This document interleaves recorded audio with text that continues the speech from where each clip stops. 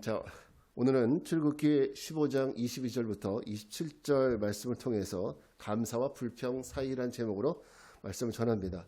앞에서 말씀드렸지만은 이제 다음 주가 추수감사주일인데 부득이 오늘 우리가 일정을 좀 바꿔서 다음 주 추수감사 설교를 못할 것 같습니다. 그래서 오늘 추수감사 예배 겸 설교를 같이 드리고 다음 주에는 새신자를 위한 그 시간에 그 포인트를 맞추려고 합니다. 자, 요즘 현대인들에게 가장 심각한 질병 가운데 하나가 바로 치매가 아닌가 생각을 합니다. 치매. 여러분 혹시 걱정되시지 않으신가요? 나도 혹시 늙어서 치매 걸리면 어떡하나 이런 걱정 많이 되시죠? 건망증과 치매 비슷해요. 비슷하지만 확실히 다르죠. 건망증은 잠깐 기억이 안 났지만 조금 있다가 기억이 다시 떠올라. 이거는 치매가 아니라 건망증입니다. 나이가 들면서 자연스럽게 우리에게 찾아오는 현상이죠. 그런데 치매는 달라요. 치매는 잊어버리고 끝까지 잊어버리는 거예요. 생각이 잘 안 나요. 금방 밥을 먹었는데 밥을 먹은 기억이 안 나는 거예요. 이런 것이 치매입니다. 자, 오늘 우리가 이 감사와 불평 사이라는 제목으로 같이 은혜를 나누고자 합니다. 오늘 우리가 읽은 성경 본문은 400년 동안 애굽에서 종살이했던 이스라엘 자손이 하나님의 정말 그 크신 은혜와 능력으로 애굽을 탈출하는 데 성공을 했습니다. 그리고 홍해가 딱 가로막혀 있었을 때 하나님의 능력으로 홍해를 가르고 마른 길로 홍해를 건너는 놀라운 이런 기적까지 체험을 했습니다. 이것이 끝이 아니라 이제 가나안을 향한 새로운 여정이 시작된 거죠. 자, 이렇게 홍해를 건너므로 인해서 그들에게는 애굽에서의 삶의 종결점을 찍은 거예요. 마침표를 찍은 거예요. 지금까지의 종됐던 삶, 애굽에서의 삶을 마침표를 찍었다면 그것으로 끝나는 것이 아니라 이제 바로 이제 홍해를 건너고 나서부터 수르 광야부터는 새로운 여정이 시작이 되는 겁니다. 새로운 출발, 새로운 인생의 출발을 하게 되는 거죠. 그 출발지가 어디냐? 바로 수르 광야입니다. 그들이 출발한 지 얼마 못 돼서 수르 광야에 도착했습니다. 그런데 시작부터 좀 좋아야죠. 그러니까 시작부터 뭔가 좀 안 좋으면 뭐 김이 팍 샌다고 그러고 처음이 힘들면 그 나중 그 여정까지도 힘들 거라는 그런 예상을 하게 됩니다. 그런데 첫 시작부터 사실은 좋지 않았습니다. 사람이 하루에 보통 2리터 정도의 물을 마셔야 된다고 그러죠. 그래야 건강이 좋다고 그럽니다. 근데 이 광야라는 곳은 사실은 평상시보다 물을 더 마셔야 돼요. 왜? 무덥고 그리고 계속 걸어야 되는 곳이니까. 네, 이 환경 속에서 얼마나 많은 물이 더 필요하겠습니까? 그런데 애굽에서 가져나온 그 마실 물이 다 떨어진 거예요. 그래도 그들은 뭐 조금 더 가면 좋은 일이 있겠지. 가면 뭐가 있겠지. 그리고 버텼습니다. 그런데 그들이 말하는 곳에 도착했는데 거기에서 그들이 원했던 우물을 발견했어요. 할렐루야죠. 목이 마르는데 우물을 발견했습니다. 그래서 먹으려고 딱 한 모금 마셔보니까 그 물이 어때요? 마실 수 있는 물이에요? 마실 수가 없는 물이에요. 왜? 물이 쓴 거예요. 네. 물론 약은 쓸수록 좋다고 하지만 근데 그들이 지금 원하는 물은 쓴 물이 아니라 그냥 마실 수 있는 물입니다. 편하게 마실 수 있는 물이에요. 홍해를 출발해서 새로운 여정을 시작한 지 딱 사흘밖에 안 됐어요. 사흘밖에 안 됐습니다. 그들은 가나안을 향해서 출발할 때 그래 지금까지 기적을 일으키신 하나님 믿고 그저 애굽에서 종살이하던 우리를 해방시켜 주신 그 하나님 믿고 가면 가나안 땅에 가면 우리는 이제는 우리 인생은 피는 거야. 그들은 이런 꿈과 희망을 가지고 출발했어요. 그런데 첫 출발부터 이런 일이 발생한 겁니다. 여러분 사람이 잘 되면 누구 탓이에요? 내 탓. 못 되면 남의 탓이에요. 집에서도 뭔가 좀 안 좋은 일이 생기면 그건 전부 남편 탓이고 애들 탓이에요. 보통 이제 아내들은 자기 탓은 별로 안 해요. 다 남의 탓이지. 자, 그런 말도 있듯이 이렇게 어려운 일이 생기자 이 이스라엘 자손들이 누구를 원망해요? 하나님을 원망하고 모세를 원망하기 시작하는 거예요. 야, 모세야, 너 왜 괜히 우리 잘 있는 사람들 끌고 나와서 이렇게 고생을 시키느냐? 어떻게 원망했을까는 성경이 여기 나와 있지 않지만은 저는 이스라엘 자손들의 그 앞으로의 그 여정 속에서 그들의 성격을 보니까 그들은 아마 모세를 죽이려고 했을지도 몰라요. 돌을 들어서 죽이려고 했을지도 모릅니다. 여러분, 이게 바로 사람이에요. 사흘 전에 어때요? 희망이 가득하고 꿈이 가득하고 우리를 애굽에서 건져주신 하나님의 은혜에 감사해서 그들은 그 홍해 이쪽 건너편에서 하나님을 찬양하고 노래를 했습니다.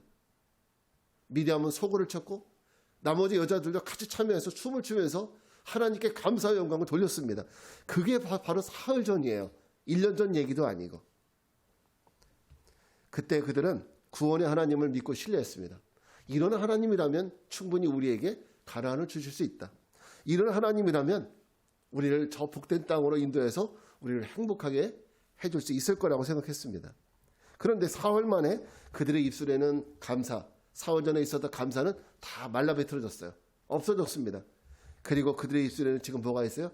불평과 원망이 자리 잡고 있어요.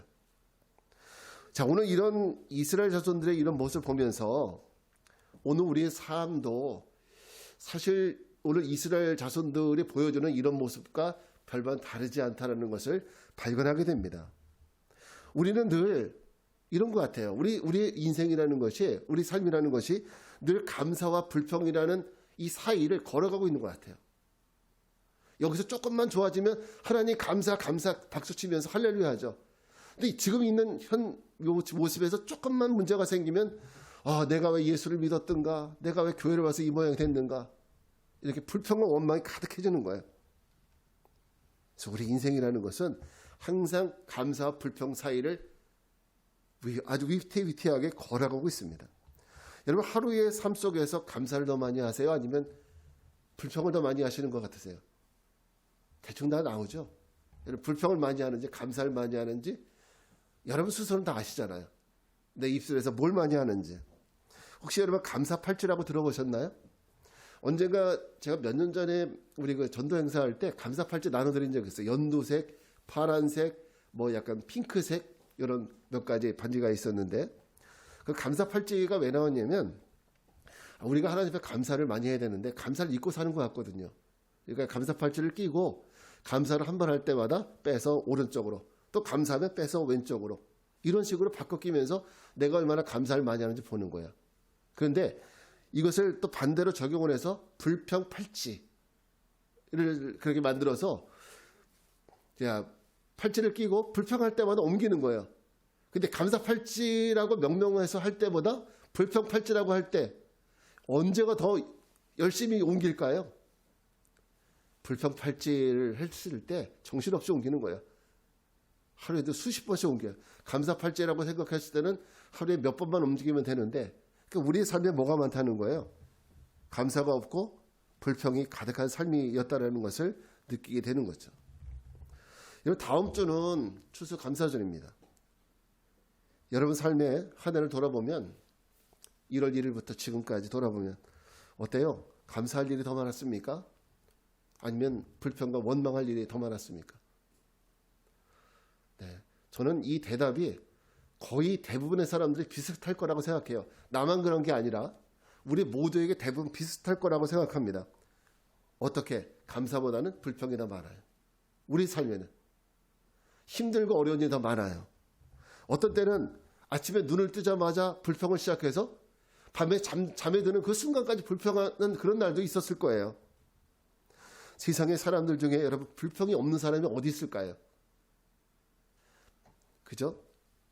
다 만족이 없고 또 만족이 없으니까 사람은 내 삶에 만족이 없으니까 불평이 나오는 거죠. 불평이 나오니까 나를 원망하는 것이 아니라 딴 사람을 원망해요. 남의 탓이죠. 자, 그러면서도 우리가 추수감사절이 되면 1년 내내 늘 감사했던 것처럼 할렐루야 감사하면서 하나님 앞에 가식적인 감사를 들을 때가 너무 많습니다. 자, 성경이 우리에게 감사를 얘기할 때 특별히 이런 감사를 해야 된다라고 얘기하는 부분이 있어요. 그것이 뭔지 아세요? 따라합시다. 범사에 감사. 이게 성경이 우리에게 주는 감사의 내용이거든요. 우리가 감사할 때 어떻게 감사하느냐? 범사에 감사라고 얘기해줘요. 자, 데살로니가 전서 5장 18절 말씀입니다. 같이 읽겠습니다. 시작. 범사에 감사하라. 이것이 그리스도 예수 안에서 너희를 향하신 하나님의 뜻이니라. PPT가 늦게 넘어갔으니까 다시 한번 할게요. 시작. 범사에 감사하라. 이것이 그리스도 예수 안에서 너희를 향하신 하나님의 뜻이니라. 여러분 여기서 범사에 감사하라는 저기 권유하는 형입니까? 아니면은 명령형입니까? 저 말을 봤을 때 명령형이죠. 감사하라. 이거는 하나님의 명령이에요. 감사할까요 말까요가 아니라, 해도 될까요 말까요가 아니라 범사에 감사하라. 근데 범사라는 뜻이 뭐예요? 모든 일이에요. 모든 일. 모든 만사에 감사하라는. 근데 이것이 되냐는 거죠. 그죠? 범사에 감사할 수 있어요? 오늘 하루만 하더라도 여기 오기 전까지 얼마나 우리 안에 불평이 있었어요? 불만족이 있었습니까? 범사에 감사한다는 것이 현실적인 삶에는 불평과 원망이 더 많기 때문에 어떻게 우리가 범사에 감사할 수 있느냐, 이런 질문을 할 수 있어요. 그런데 그럼에도 불구하고 성경이 우리에게 너 범사에 감사해 라고 명령하는 이유가 분명히 있습니다.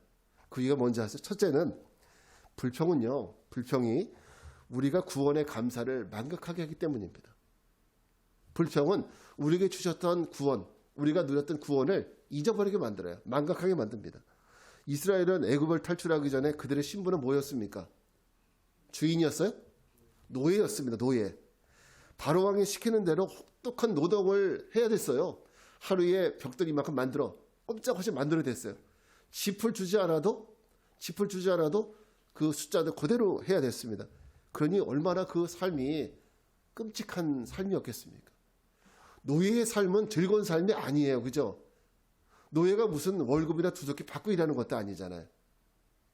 노예는 그냥 일만 하는 거예요. 그 지긋지긋한 노예의 삶을 끝나게 해주신 분이 누구예요? 하나님이에요. 그리고 홍해를 지금까지 한 번도 본 적도 없는 그런 방법으로 홍해를 건너가게 해주셨어요. 그분이 바로 하나님이셨습니다. 이스라엘은 홍해 저편에서 400년 동안 지긋지긋하게 자신들을 괴롭혔었던 그 애굽 군인들, 그 쳐다보기도 싫었었던 애굽의 병거들, 그 군인들의 창, 이런 것들이 그 홍해 물속에 수장되는 모습을 눈으로 직접 목도했습니다. 그러면서 이런 하나님의 구원 사건을 경험한 이스라엘이 뭐 했습니까? 그걸 보면서 하나님 앞에 감사와 찬양을 돌렸어요. 우리를 구원해 주신 하나님께 감사했어요. 그들은 감사의 노래를 불렀다고요. 그런데 그 이스라엘이 사흘 만에 마라에 도착해서 먹을 물이 없고 그나마 있는 물이 쓴 물이에요. 마실 수 없는 물입니다. 그러니까 이것은 육신적인 불만이죠. 이건 영적인 문제가 아니라 육신적인 문제잖아요. 마실 물이 없다는 거는. 지금 있는 물이 먹을 수 없는 물이라는 거.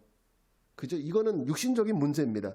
이런 육신적인 불만이 터지자 과거 자신의 삶의 여호와 하나님의 구원의 사건을 그들은 망각하고 그들은 그 순간에 불평을 쏟아내기 시작을 했던 것이죠.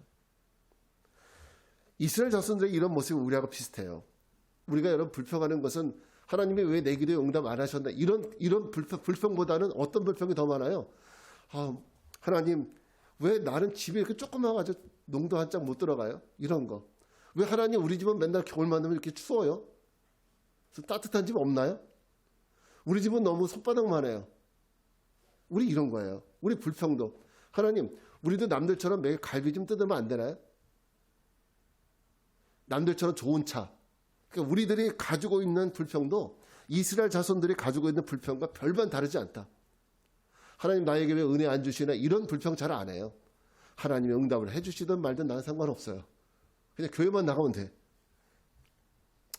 자, 우리의 삶에도 이렇다는 겁니다. 우리의 불평의 내용들이 하나님의 은혜를 입술로 고백하고 큰 소리를 찬양도 하지만 여전히 우리는 감사보다는 불평이 많은 것을 보면서 이스라엘 자손의 이런 모습들이 오늘 우리에게도 있고, 이런 불평과 원망이 결국 나를 구원해 주셨던 하나님의 은혜를 망각하게 만드는 이런 역할을 한다는 거죠. 두 번째, 우리에게 불평이 주는 그 영향은, 불평은요 우리 인생의 목적을 망각하게 만들어요. 우리가 왜 사는지. 자, 이스라엘 백성들이 홍해를 건너서 이제는 어디를 가야 돼요? 저 가나안 땅을 향해 가야 되잖아요. 이제 저 수르강에 홍해 그 건너편에서 그들은 내비게이션을 다시 맞춥니다. 어디를 목적지를 맞출까요? 바로 가나안 땅 내비게이션을 딱 치고 이제 그리로 가려고 하는 겁니다. 이스라엘 자손의 여정의 목적지는 앞으로 가야 될 목적지는 애굽이 아니라 어디예요? 가나안 땅입니다. 가나안 땅. 근데 이 불평이라는 것이 얼마나 무서운 줄 아십니까? 그들의 목적지는 분명히 가나안인데 그들에게 원망과 불평이 생겨나니까 어떻게 되느냐? 이스라엘 자손들이 목적지를 잃어버리고 우리가 어디를 가야 되는지 모르고 방향 감각도 상실하고 그래서 자기들이 지금 가나안을 향해 가야 되는지 애굽을 향해 가야 되는지 헷갈리게 되었어요. 우리가 이 성경 출애굽기뿐만 아니라 민수기서를 보게 되면 그런 얘기 많이 나오죠. 그들이 먹을 물이 없었을 때도 그들은 뭐라고 얘기했어요? 애굽으로 돌아가자. 자, 먹을 것이 없어도 애굽으로 돌아가자. 무서운 적이 나타나도 가나안 땅에 정탐꾼을 보내보니까 어때요? 거기 좀 무서운 사람들이 있어요. 그러니까 뭐라고 해요? 애굽으로 돌아가자. 그들은 입버릇처럼 했던 얘기가 애굽으로 돌아가자요. 분명히 그들에게는 홍해를 건넌 후에 내비기 전에 가나안이라는 목적지를 설정을 했는데 가나안으로 가려고 하는 것이 아니라 원망과 불평이 생기니까 그 순간에 목적지, 인생의 목적이 바뀌어버리는 거예요. 가나안이 아니라 과거의 삶, 애굽, 과거에 종되었던 삶으로 돌아가자. 그래서 많은 사람들이 어떻습니까, 여러분? 우리 주변에도 신앙생활을 했던 분들 중에서 믿음이 연약하니까 삶에 어려움이 생기고 그러다 보니까 원망도 생기고 불평이 생기죠. 교회 와도 불평거리가 보이고 집에 있어도 불평거리가 보이고 사람을 만나도 불평거리가 보여요. 자, 그러다 보니까 이 사람들이 인생의 목적지를 잃어버리고 방황하는 사람들이 얼마나 많습니까? 교회를 떠나서 세상으로 유리하며 방황하다가 결국은 교회에 처음 다니기 이전의 모습으로 다시 과거의 애굽으로 돌아가 버리는 그런 모습으로 살아가는 사람들이 얼마나 많습니까? 이게 애굽 이스라엘 자손들만의 문제가 아니라 오늘 우리들의 문제가 될 수 있다는 것을 꼭 기억해야 돼요. 자, 이렇게 이 모든 문제를 발생시키는 원인이 뭐냐면 바로 우리 안에 불평과 원망이에요. 교회를 향해서 불평이 되고 그리고 사람을 향해서 불평이 되고 같이 신앙생활하고 있는 누군가를 향해서 불평이 되고 원망이 되고 그러다 보면 우리 신앙생활은 퇴보할 수밖에 없습니다. 그래서 성경은 우리에게 뭐라고 얘기해요? 범사에 뭐하라? 감사하라고 얘기하는 거예요. 범사에 감사하라고. 우리가 살아가는 삶이 감사와 불평 사이에 살아가지만 절대 불평과 원망을 붙들지 말고 뭘 붙들어라? 감사를 붙들고 살아야 한다는 거죠. 우리가 여러분 많이 부르는 찬양 중에서 길가에 뭐 장미꽃 감사 이런 가시꽃 장미꽃 가시 감사 이런 찬양도 있잖아요. 그러니까 좋을 때도 감사하지만 안 좋을 때도 뭘 해야 된다는 거예요? 감사를 해야 된다는 거죠. 세상 사람들 중에 불평 없는 사람이 없습니다. 다 만족이 없으니까 불평과 원망이 나오는 거예요. 그러면서도 추수감사주 되면 우리가 감사하는 이런 가식적인 감사를 하게 되는데 성경이 우리에게 알려주고 권면하는 감사 그것은 범사에 감사라는 거예요. 그런데 사실 우리 현실적인 삶에는 이렇다 감사보다 불평과 원망이 더 많은데 우리가 그럼 어떻게 더 감사할 수 있느냐? 저는 이 해답이 여기에 있다고 생각합니다. 이 마라의 쓴물과 범사에 감사라는 빌립보서의 이 말씀이 이 추수감사절 맞이하는 우리들, 저 하나님의 나라 천국을 향해 나가는 우리들에게 주는 분명한 좋은 교훈이 있다고 믿습니다. 여러분 우리 인생에서 마라처럼 쓴물이 있어요. 그죠? 마라처럼 쓴물이 있습니다. 어떻게 성경은 그럼에도 불구하고 우리에게 범사에 감사하라고 말할 수 있습니까? 그 대답, 우리가 마라의 쓴물이라는 환경 속에서도 범사에 감사할 수 있는 방법은 오직 하나입니다. 우리 삶 속에 마라의 쓴물이 없을 수는 없어요. 있습니다. 우리 삶에 가시가 없을 수는 없어요. 있을 수 있어요. 그런데도 우리가 해야 될 일은 오직 하나, 마라의 쓴물을 단물로 바꾸면 되는 거예요. 마라의 쓴물을 뭐로 바꿔라? 단물로 바꾸라는 거예요. 어떻게? 오늘 이스라엘 자손들과 모세의 차이를 혹시 발견하셨나요? 이스라엘 자손들은 마실 물이 없고 그 찾은 물마저 쓴물일 때 이스라엘 자손들은 어떻게 했습니까? 자, 우리 출애굽기 25장 24절 같이 읽습니다. 시작. 백성이 모세에게 원망하여 이르되 우리가 무엇을 마실까 하며 자, 백성이 뭘 했어요? 원망했다는 거죠. 백성은 바로 이 순간에 쓴물로 인해 고통당했을 때 그들이 한 일은 원망입니다. 모세를 원망하고 하나님을 원망했어요. 이것은 그들의 육신적이고 본능적인 반응이에요. 그러니까 믿음이 없는 사람들은 어떤 반응을 할까요? 본능적인 반응을 하는 거예요. 육신적인 반응을 하며 사는 거예요. 이런 사람들은 항상 거기에 머무를 수밖에 없어요. 믿음의 사람은 어때요? 달라야 하는 겁니다. 그렇게 살아서는 안 돼. 그럼 어떻게 해야 될까요? 믿음의 사람의 반응은 뭐예요? 출애굽기 25장 25절 말씀 같이 읽겠습니다. 시작. 모세가 여호와께 부르짖었더니 여호와께서 그에게 한 나무를 가리키시니 그가 물에 던지니 물이 달게 되었더라. 거기서 여호와께서 그들을 위하여 법도와 율례를 정하시고 그들을 시험하셨어요. 자, 이스라엘 자손들은, 다른 백성들은 자, 쓴물이라는 환경 속에서 하나님을 원망했습니다. 그들은 원망이라는 카드를 꺼냈어요. 그들은 그 순간에 하나님을 쳐다보지 않고 그들은 원망이라는 카드를 꺼냈어요. 근데 모세는 어떤 카드를 꺼내요? 기도라는 카드를 꺼낸 거예요. 원망의 카드가 아니라 기도라는 카드를 꺼내서 하나님께 부르짖는 겁니다. 모세가 여호와께 부르짖었더니, 이게 중요한 거예요. 이게 바로 믿음의 사람들이 하는 방식입니다. 그렇게 되었을 때 하나님은 어떻게 했습니까? 여호와께서 그에게 뭘 보여줘요? 한 나무를 보여주셨고 그가 물에 던지니까 물이 어떻게 됐다? 달게 되었다. 여기 해결책이 있는 거예요. 자, 우리가 쓴물이라는 환경 속에서 원망이라는 카드는 절대 우리가 어떤 도움도 안 돼요. 우리를 더 아주 비참한 환경으로 몰고 갈 뿐이죠. 그런 환경 속에서 우리 어떻게 되느냐? 어떤 카드를 꺼내요? 기도라는 카드를 꺼내서 누굴 바라봐요? 하나님 바라보면서 하나님께 간구해야 되는 거예요. 그때 하나님께서 어떤 방법을 주십니까? 그 쓴물이 달게 되는 역사를 허락해 주신다는 거죠. 그러니까 이 얘기는 잘 들으셔야 됩니다. 단물이 쓴물이 되는 것은 내 힘으로 되는 게 아니라는 거예요. 내 지혜로 되는 게 아니라 하나님이 쓴물을 단물로 바꿔주신 거예요. 그러니까 이 일을 이루시는 분은 누굽니까? 하나님이시라는 거죠. 이것이 마라의 쓴물을 단물로 바꿀 수 있는 방법이었습니다. 우리는 기도해야 돼요. 이런 우리 삶에 쓴물과 같은 환경이 생겼다면 우리는 그 순간에 어떤 카드를 만지작거릴까요? 보통 이제 축구할 때 보면은 부상이 생기면 주심은 주머니 속에서 카드를 만지작거립니다. 노란 거 꺼낼까? 빨간 거 꺼낼까? 우리도 마찬가지죠. 쓴물이라는 환경이 생기면 우리도 이 주머니 속에서 원망이라는 카드를 꺼낼까? 기도라는 카드를 꺼낼까? 만지작거리죠.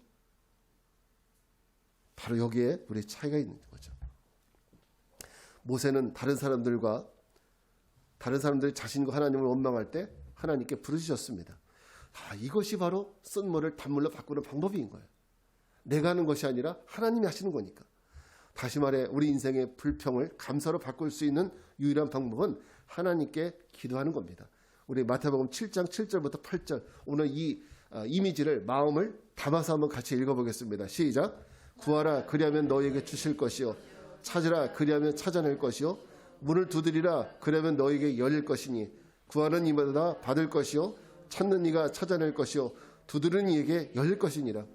예수님이 아무리 이 말씀을 하루 종일 똑같은 말씀을 한다 할지라도 우리가 여기에 대한 이해가 없으면 우리 마음속에 계속 원망이라는 카드를 들고 있다면 이 말은 한마디도 내 안에 안 들어와요. 무슨 뜻인지 몰라요. 오늘 우리가 모세의 심령으로 기도라는 카드를 꺼내 들고 하나님 앞에 간구할 때 이 말씀이 그래서 우리에게 주신 말씀이구나. 그래서 이 말씀이 우리에게 복음이 되는구나. 이걸 알 수 있습니다.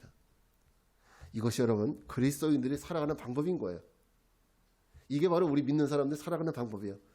이 광야라는 곳, 우리도 인생이라는 광야를 지나가고 있잖아요. 인생이라는 광야. 우리가 어떤 사람은 30년, 50년, 어떤 사람은 어제 제가 김영석 교수님, 연세대 그 명예 교수님, 김영석 교수님 강의를 잠깐 듣다 보니 그분이 102세거든요. 그런데 그분이 하시는 말씀도 그겁니다. 우리 인생을 쓸데없이 허비하지 말라는 거예요. 쓸데없이 허비하지 말고 내 인생에서 뭐가 가치 있는 거냐? 뭐가 열매 있는 거냐? 내 인생을 끝마칠 때 열매가 없으면 불쌍하잖아. 어떤 것이 열매 있는 인생인지 잘 생각해보고 살라는 거죠. 오늘 우리가 열매 있는 인생을 살아가려면 이 백성들이 꺼내든 카드처럼 원망이라는 카드를 흔들면은요 절대 우리 인생에는 열매가 없어요. 누구에게나 똑같이 마라의 쓴물은 다 있습니다. 그럼에도 불구하고 어떤 사람들은 열매를 만들고 어떤 사람들은 열매를 못 만들어요.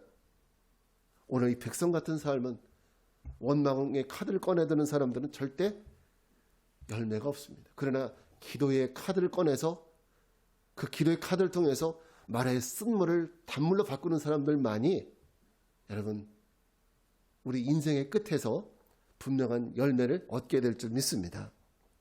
모세는 부르짖었습니다. 여기 사용된 히브리어가 차크란 단어인데, 자, 이 차크라는 단어는요, 고통 가운데 하나님께 절규하는 거예요. 우리가 하나님께 구하는 거는요, 놀랍게도 우리가 기뻐서 구하는 것이 아니에요. 편안해서 구하는 것이 아니라 힘들고 어려워서 불편하고 원망이 되니까 구하는 거예요. 내가 너무 힘드니까 구하는 거예요. 내가 고통스러우니까 기도하는 거예요. 내가 지금 모든 게 다 막힌 것 같으니까 그러니까 구하는 거예요. 우리가 모든 게 잘 되면 기도 잘 안 해요. 자, 모세가 하나님께 구할 때 어떤 일이 생겨요? 단물이 쓴물로 변하는 은혜를 허락해 주십니다. 그렇습니다.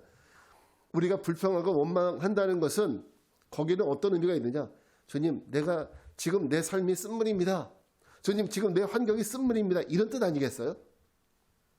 그런데 여전히 불평과 원망으로 없는 내 환경만 바라보니까 쓴물은 여전히 쓴물인 거죠.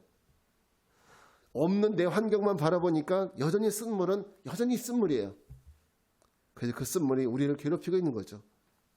그러나 하나님 믿음의 성도들이 모세처럼 하나님께 기도하면서 그 쓴물이라 할지라도 단물로 변화시키는 그 은혜를 다 체험하기를 우리 주님은 원하신다는 거죠.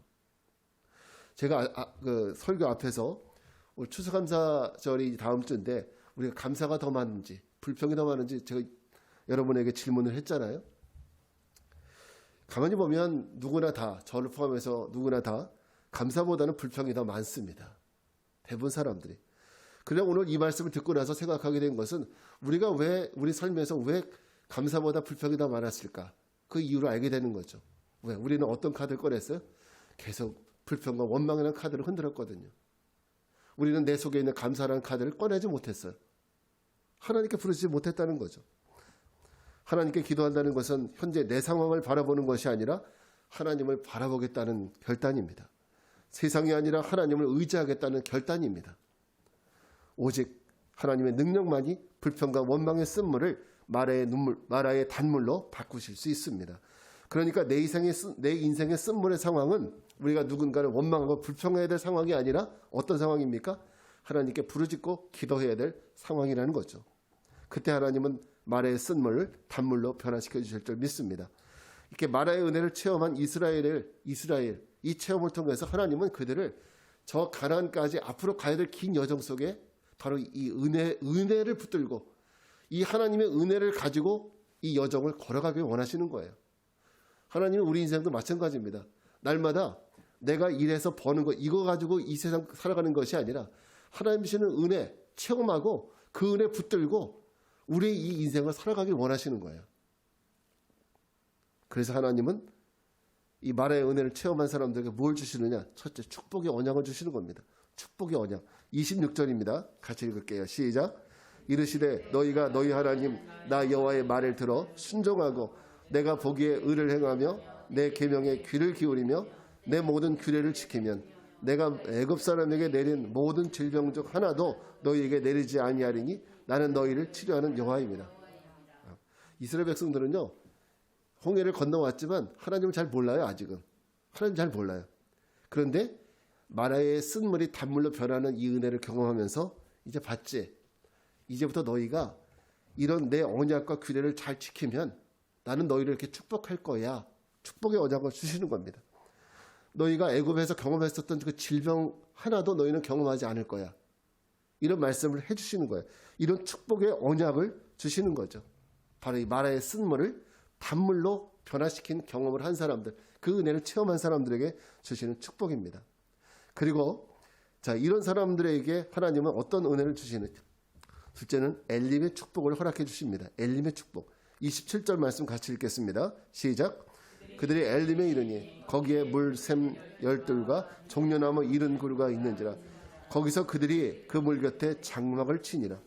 마라는 그냥 쓴 운물 속에 있는 쓴 물이 단물로 바뀐 것뿐이에요. 얼마 안 되잖아요. 근데 엘림은 어때요? 식물이 살고 사람이 살 수 있는 광야의 오아시스예요. 광야라고 다 힘든 것이 아닙니다. 누구나 믿음과 은혜 속에 불평이 아닌 감사로 걸어가면 광야 속에서도 오아시스를 경험할 수 있습니다. 믿는 자, 하나님을 의지하는 자, 자기의 인생을 단물에서 쓴물로 변화시킬 줄 아는 자, 원망의 카드가 아니라 감사의 카드를 흔들 줄 아는 자, 이런 사람들은 광야를 걸어가지만 그 광야 속에서 뭘 경험할 수 있습니까? 오아시스를 경험할 수 있다는 얘기예요. 바라기는 이 추수감사절에 여러분의 삶이 불평이 아닌 감사를 통해서 쓴물이 단물로 변하는 은혜가 있기를 축원합니다. 또 쉼과 평안과 만족이 있는 엘림의 축복으로 우리 하나님께서 여러분의 인생에 가득 채워주시기를 주님의 이름으로 축원합니다. 자, 우리 자리에서 일어나셔서 같이 찬양하겠습니다. 광야를 지나며.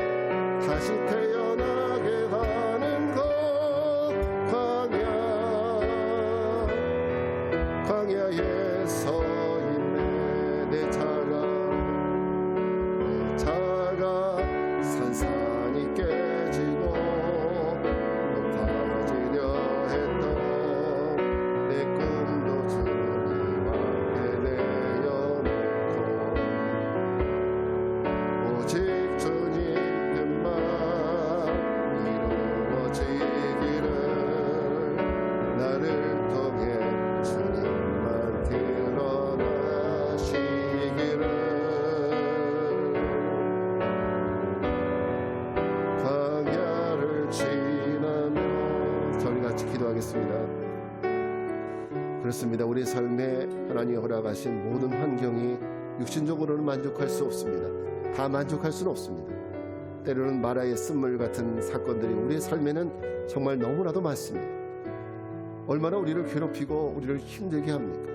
환경이란 조건, 정말 지긋지긋할 때가 너무나도 많죠. 그러나 그럼에도 성경은 우리에게 범사에 감사하라고 하고, 우리 주님은 범사에 감사하라고 명령하시죠.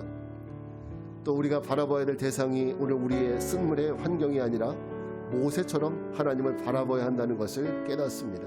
이것이 바로 이 인생이라는 광야를 지나는 방법임을 깨닫습니다. 오늘 우리 같이 한번 기도합시다. 주님, 오늘 우리에게 환경이 아닌 하나님을 바라보는 믿음을 주셔서 쓴물이 단물로 변하는 은혜와 축복을 허락해달라고 주님을 한번 모르고 기도합니다. 주여, 그대로신 아버지 하나님 감사합니다. 오늘 우리 인생이, 우리의 삶이 마라의 쓴물과 같은 이런 환경 속에 있다 할지라도 하나님, 우리가 불평과 원망이라는 카드를 꺼내들고 흔드는 것이 아니라 모세처럼 하나님의 감사라는, 하나님 앞에 간구라는, 기도라는 이 카드를 꺼내들고 하나님 앞에 나아갈 수 있도록 도와주시옵소서. 하나님의 광야가 하나님의 은혜 없이는 도저히 걸어갈 수 없는 것이고, 하나님의 능력을 체험하는 것이고, 하나님의 은혜를 체험하는 곳이라면 하나님, 우리의 인생길에 오직 하나님이 동행하실 줄 믿습니다.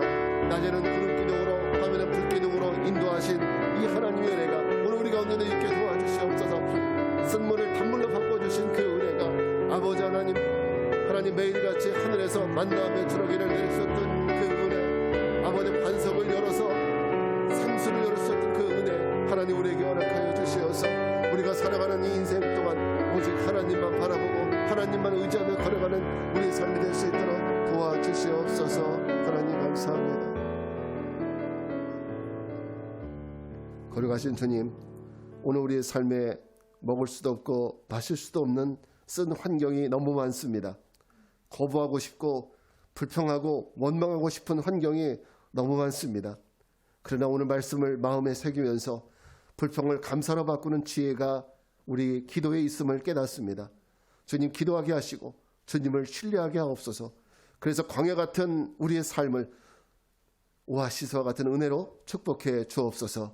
지금은 성부, 성자, 성령 삼위일체 하나님의 은혜와 평강이 마라의 쓴물을 단물로 바꿔주시는 하나님의 은혜와 축복 가운데 살아가기를 결단하고 세상을 향해 나가는 모든 성도들 위해, 또한 다음 주에 이 자리를 채워줄 하나님의 귀한 영혼들 위해 이제로부터 영원까지 함께 하옵시기를 간절히 축원하옵나이다. 아멘.